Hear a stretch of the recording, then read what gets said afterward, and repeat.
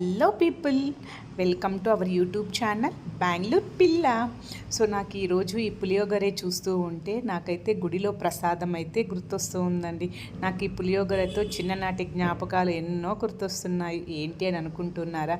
ఏం లేదండి, బెంగళూరులో అయితే పులియోగర అంటేనే బెంగళూరు ఫేమస్.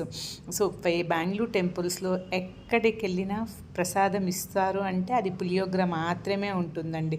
ఒక 20 years బ్యాక్ వెళ్ళామనుకోండి, ప్రతి ఒక్క గుడిలో ప్రసాదం కిందకి ఈ ప్రసాదం మాత్రమే ఇచ్చేవాళ్ళు.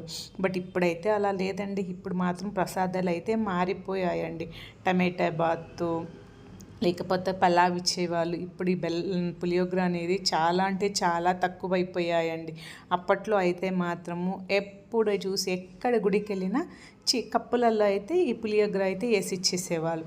అది తినడానికైతే ఎంత బాగుంటుందంటే మాటల్లో అయితే చెప్పలేనండి. సో మా ఇంటి పక్కన అయితే ఒక వెంకటేశ్వర స్వామి టెంపుల్ అయితే ఉండేదండి. ఎవ్రీ సాటర్డే అయితే అక్కడికైతే గుడికైతే వెళ్ళేవాళ్ళం. ప్రతి ఒక్కరు గుడికైతే దేవుని చూడడానికి వెళ్తారు కదా. బట్ నేనైతే మాత్రం అలా కాదండి, కేవలం ప్రసాదం కోసం మాత్రమే వెళ్ళేదాన్ని. ఎందుకు అలా అంటుందని అనుకుంటున్నారా? ఆ గుడిలో ఉంటుందండి పులియోగర ప్రసాదము. ఎంత బాగుంటుందంటే తింటుంటే ఇంకా ఇంకా తినాలి అనిపించే అంత కమ్మగా ఉంటుందండి. సో అక్కడి ప్రసాదం కూడా చిన్న చిన్న కప్పుల్లో అయితే అస్సలు ఇవ్వరండి. పెద్ద పెద్ద ప్లేట్స్లో వేసి ఇచ్చేవాళ్ళు. లేకపోతే మన సాంబార్ ప్యాకెట్స్ ఉంటాయి కదా, ఆ ప్యాకెట్స్లో అయితే పొట్లాలు కట్టి ఇచ్చేవాళ్ళండి.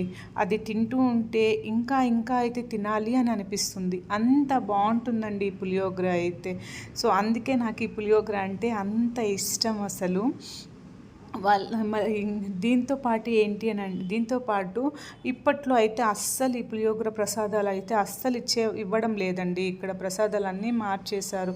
ఎక్కడో ఏదో గుళ్ళల్లో మాత్రమే ఇస్తున్నారు. అది కూడా ఇప్పుడైతే చిన్న చిన్న కప్పుల్లో మాత్రమే ఇస్తారండి. ఫస్ట్ నేనైతే మాత్రము టెంపుల్కి వెళ్ళినా, ఇప్పటికి కూడా ఇదే ఫాలో అవుతున్నా.